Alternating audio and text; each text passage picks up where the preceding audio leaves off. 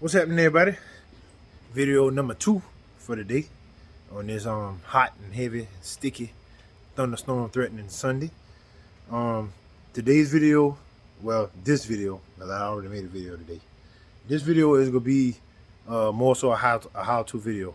Got a 2012 Nissan Frontier, my uncle truck. He trusts me enough to work on it. Knows that I'm capable of doing good work. So I got to put a thermostat in it. For y'all who don't know, I'm gonna get up and show you right fast before I set the camera up on the tripod. For y'all who don't know, it's this body style right here. I'm gonna get the camera turned around. This is it right here. 2012 Nissan Frontier 4-liter V6 automatic transmission. I got to get down in here after I drain the cooling system and replace the thermostat. So without further ado, I'm gonna go ahead and get y'all set up. I'm gonna try to see if I can remember how to do a time lapse and let y'all see me tear it down. And then once I get it back together, what I'll try to do is bleed the cooling system, you know, as it need to be, confirm no leaks, and then return the vehicle to the customer. So hopefully y'all learned something. If you have a Nissan, or if you know somebody that has a Nissan, this would be a pretty good video for you to watch to try to learn something on it. So without further ado, I'm gonna go ahead and get y'all set up in the tripod and get started with the work that I got to do. All right, y'all.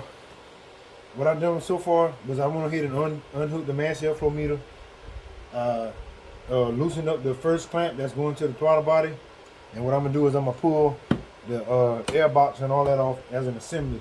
You got to first take this cover off before you can get to the fasteners that's holding this piece on.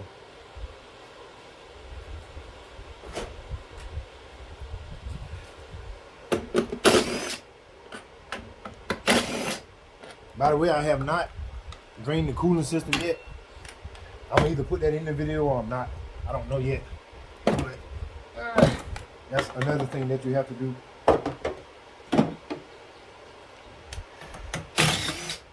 You gotta have that cover off that gain access to these other fasteners. Come on, man.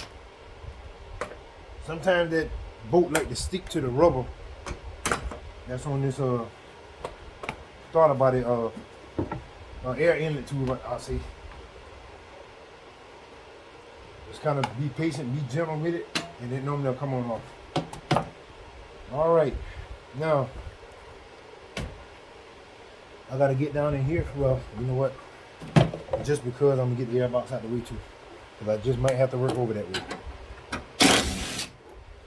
So far, the only fasteners you're gonna even need is 10 millimeter.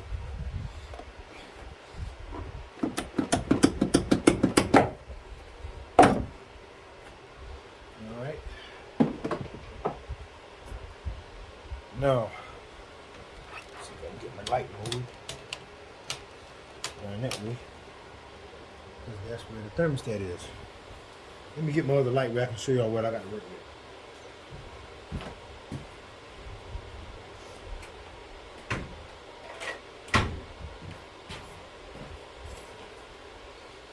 All right.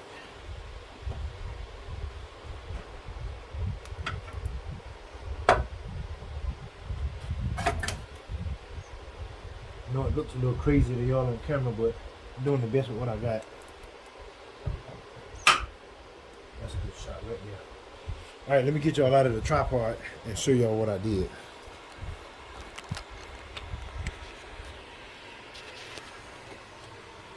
All right, down here is right in there is where the thermostat is for these 4-liter V6s. I think it's either 2 or 3 fasteners holding that piece on, and then the thermostat sits right behind it.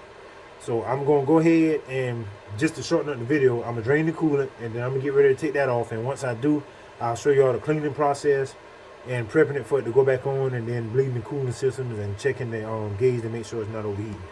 So just bear with me, and I'll keep y'all updated so you can hopefully do this on your own if you got one of these body style Pathfinder or Frontier pickup trucks.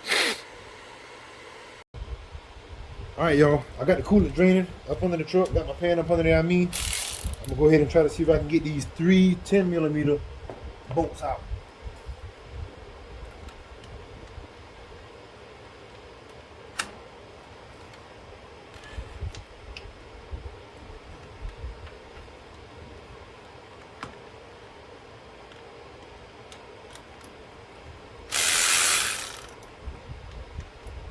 Now, one thing about this Milwaukee ratchet, it is convenient, and it does have a lot of torque once you take the bolt loose. But as far as it busting it loose from the get-go, it don't really do that too much. But that's all right. I don't necessarily use it to break bolts loose. I use my manual ratchets for that. Thank you, Nissan. You had to put all the bolts in there where you can barely get to them.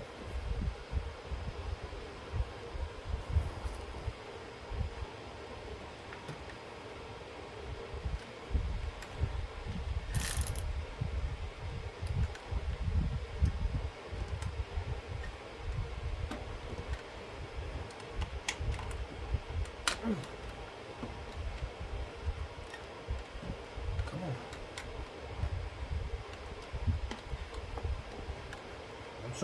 I'm showing y'all this stuff in real time because sometimes the time lapse will have some people thinking that it's like super simple, which in some cases it is, just not this one. Getting to these hidden tins ain't nothing to play with. Bryce, bring me my magnet. So this here always be the one that falls.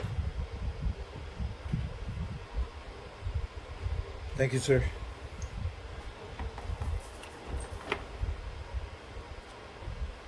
One more and the housing should come off.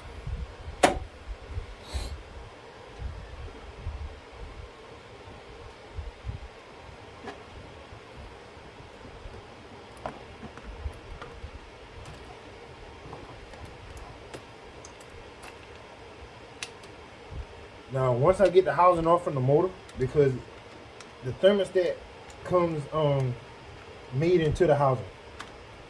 So what I'm gonna have to do is take the housing off and then disconnect the hoses from the housing. A whole nother housing and thermostat comes, in the box, which is what I'll show y'all in a few minutes. Once I finish, once I get this last bolt off. I see right now I'm gonna have to break this bolt loose first. Y'all bear with me.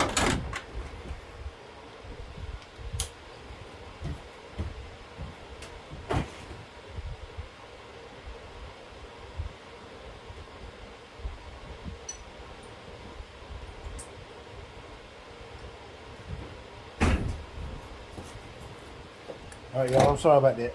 But like I said, I'm trying to show you all this in real time.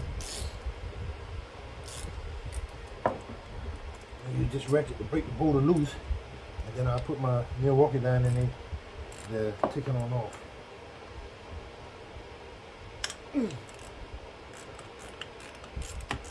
Surprised Nissan even had it that tight. But with the metal gaskets, you don't have to have it super tight. And be careful if you're working down in here, like if you're trying to do a job like this, if it's hot, Lord help you, because you're gonna burn yourself up. You're gonna leave DNA on the vehicle. And you definitely gonna bring yourself to the point where it's gonna be bad. So what I did the work, some of the work that I had to do to my uncle's truck yesterday, and then I waited until I got down here today. That way it'd be nice and cold, and tore it down, without no heat on the motor. All right.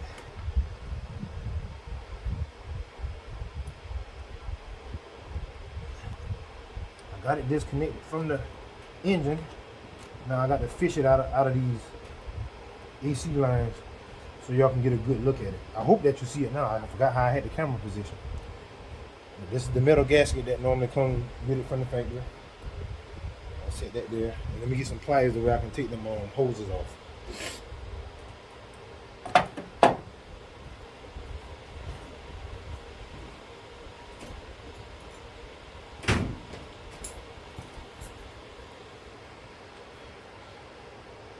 got a vehicle where the upkeep was, you know, really good on it, normally you don't have too much issues out of replacing these.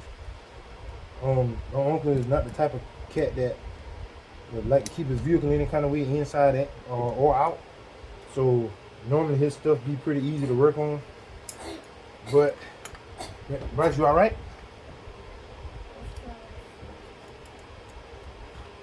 You what? Oh, okay. Well, you go in grandma's house and lay down there. I'll let you know when it's time to go. I don't think you should sleep out here because bugs are getting you out while you're sleeping. You know you like to snore. Y'all excuse me. My son out here with me, but he wasn't in the mood to be on film on camera today, so I ain't gonna bother with it. Going in there and lay down and take you a nap. But anyway, y'all, what I'm doing now is I'm trying to get I got the heater hose loose. Well, no, there ain't no heater hose. That's going to the bypass. But I got to get the lower radiator hose loose. That's where this particular housing hooks up at. So I would love to be able to show y'all all down in here too, but that'll actually make it take longer because I got to move the camera just in case you can't see it. But I'm gonna try to still show you everything that I got going on. Move this light out of the way. I already know it ain't gonna want to cut off. And one thing about some of these Harbor Freight stuff, they're good and cheap, and sometimes they're good and good. But in this particular case, this light here worked when it going to work, so it is what it is. It ain't cost me much, so it's all right. All right, this, I hope y'all can see this. This is your thermostat housing assembly for a Nissan 4-liter V6. I don't think our 3.5s might be set up the same way, but I honestly can't remember. And I can see where this thing here is cocked sideways and halfway open. Hold on a minute, I got to show y'all this because this is a lot of things that people don't get to see. I'm gonna show y'all this. Hold on a minute.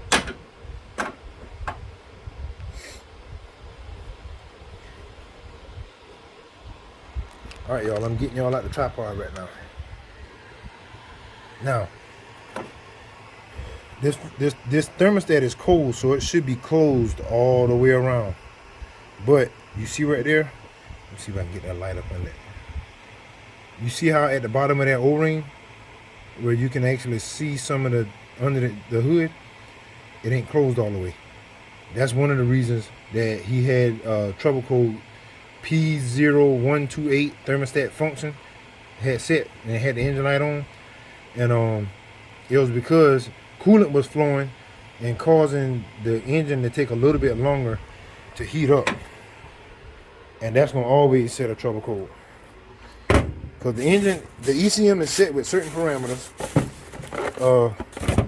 to where it's supposed to heat. When you crank it up, it's supposed to heat up in a certain amount of time.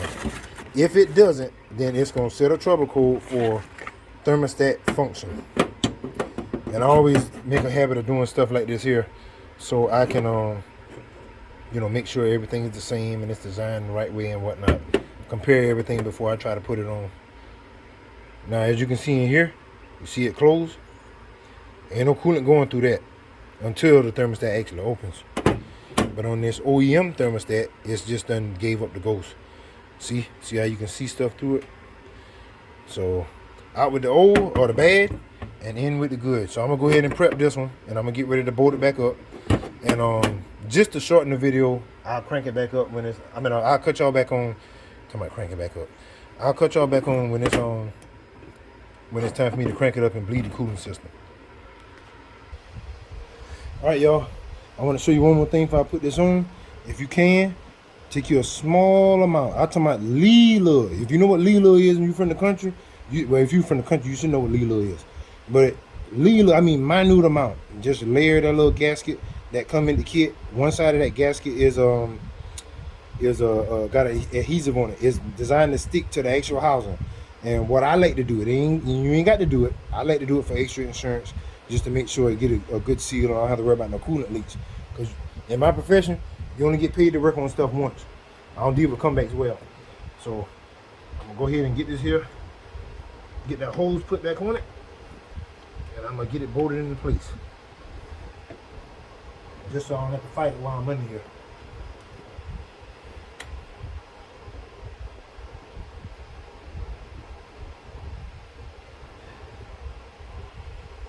That stuff is, that, by the way, it's Permatate's great stuff 1 minute gasket maker.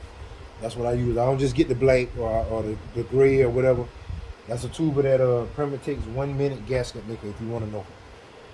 Get this light back down in here so I can get these bolts lined up.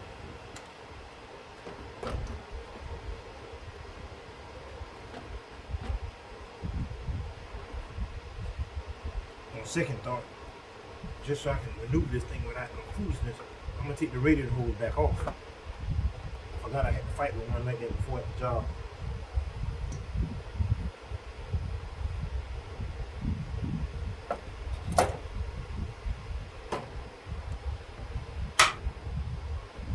So what I'm doing now, just in case, well, you probably can't see, and I'm just explaining it for the people that don't really know. What I'm trying to do is get these bolt holes lined up and get all of them started before I start tightening them down.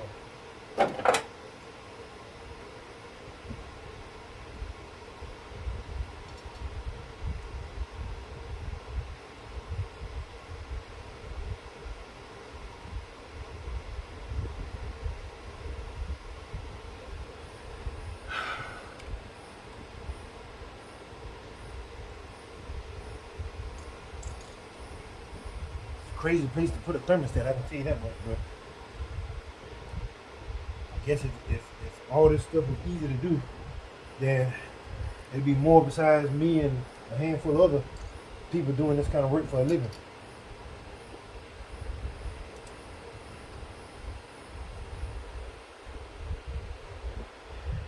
All right.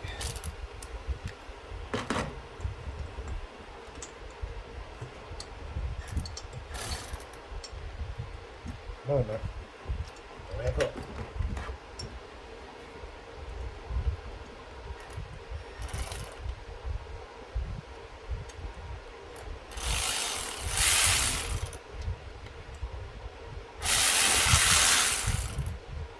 One. That's one. This radiator hose must be itching to get back on it. I bet if I wanted it to fall in the way, it wouldn't do it.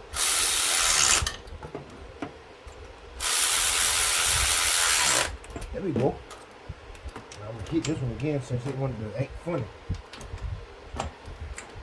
It's the wrong place to have something leaking. Get all down up in there and can't hardly see nothing. Alright. That's good right there. And it's gonna start raining. That's a good thing I'm under here.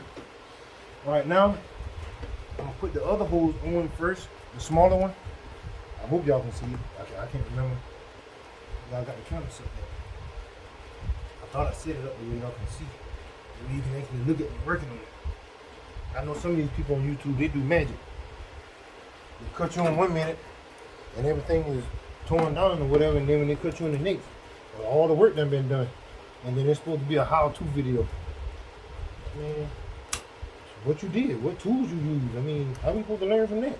I mean, I ain't knocking people's video or nothing, but I mean, if you're going to put a how-to video up there, put the reel up there. Let people see, hey, you need to have this kind of tool to do this particular job, or you need to have this computer scanner or whatever. I mean, let people see the reel. That's at least what I try to do.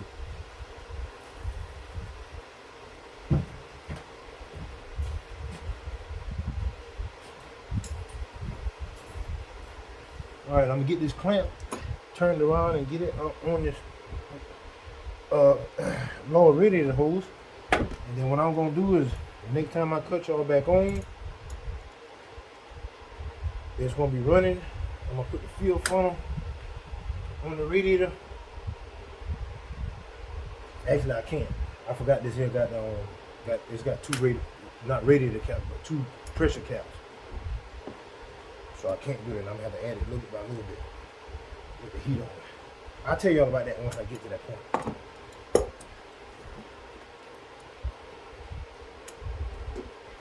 And for the experts, that's watching the video, yeah, I know it's way easier with them hose clamp pliers, or I could have easily just changed the hose clamp itself. But everybody don't have access to even a little bit of stuff that I got access to. So when I'm working on pretty much any vehicle, I like to make it look like it never was worked on. So I try to put the clamp back in the same spot. I kind of want to make it look like nobody ever touched it. But yet you see the new part in there. So it's the pride that I take in my work. All right, so I'm gonna go ahead. I know them bolts tight, so I ain't got to mess with them no more. All right, so I'm gonna cut y'all guys back on once I get everything put back together and I start adding coolant. All right, y'all, let's back together. I'm about to start. I got to watch both the radiator and my pressure tank that's over here. I hope you can see it. Let me look and see where I got this thing at. I keep saying I hope y'all can see something. Yeah, y'all can see it.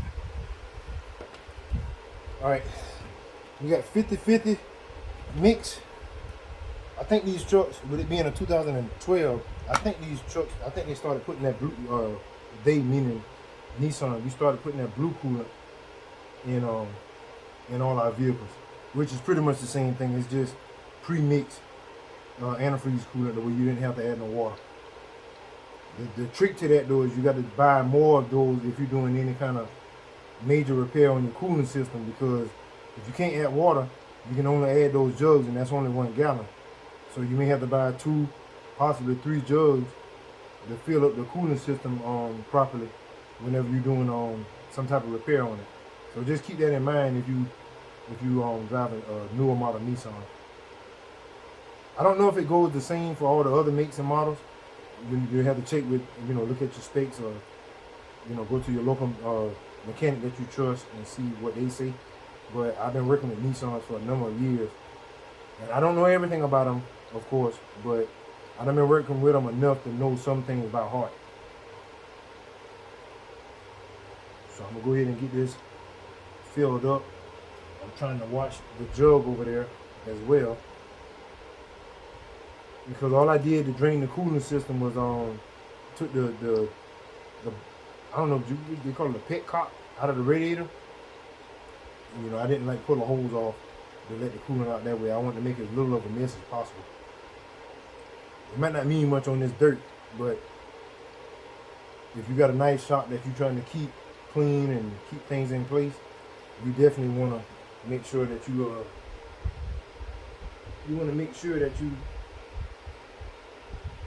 keep your floor clean. Because one thing about antifreeze, it's slippery. So you mess around and you take a wrong step and your foot in some antifreeze, you finna twist your ankle or pull something in your knee or something like that. So you gotta be careful.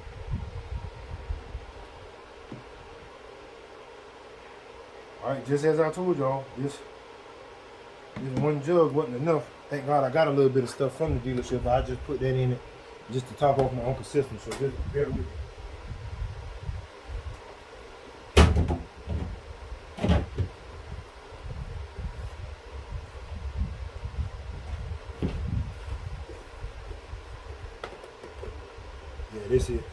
This is your Nissan fluid.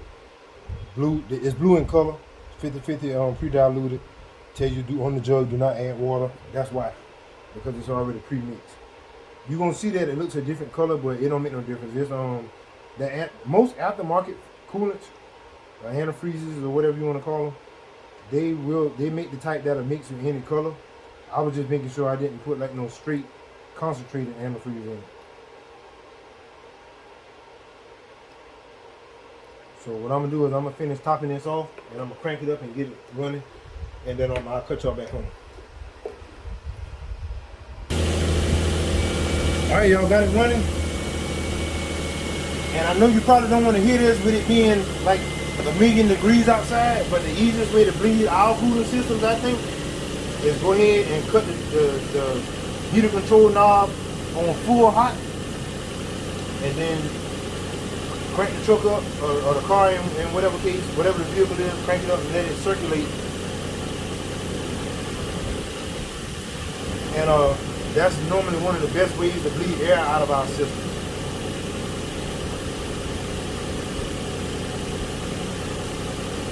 A lot of people might be like, man, cut the heat on. Man, how does it is? I ain't cut no heat on.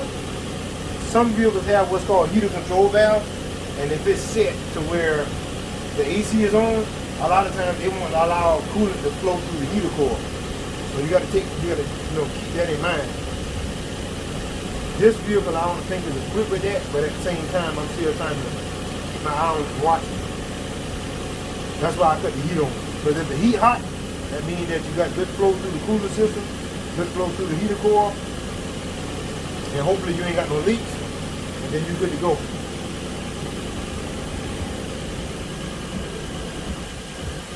Now once I fill this up, I'll put the cap on the radiator, and then I'll monitor the actual pressurized reservoir.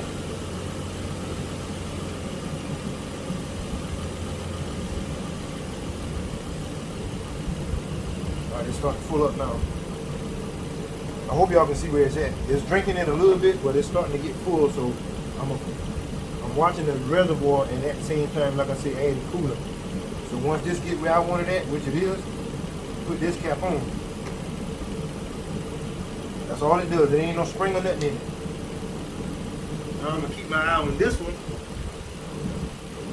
It looks like it about got enough in it. I'm just using this other coolant to top it off. You don't want to overfill it, because then if you have an issue where it's starting to overheat, the access won't have nowhere to go, and you have coolant literally everywhere.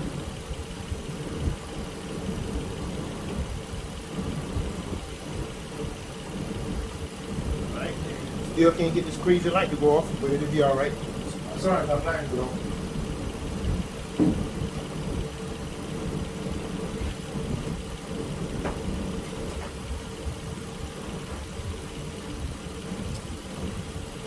Alright, y'all.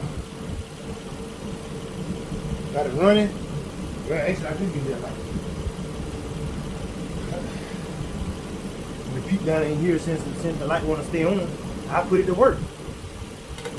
Good and dry down in here. That's good. My reservoir got enough in it. It ain't up to temperature yet, so I'm just checking for the obvious. Let me get y'all like this camera stand. Hold on a minute. Get y'all turned around. We're going to the couch.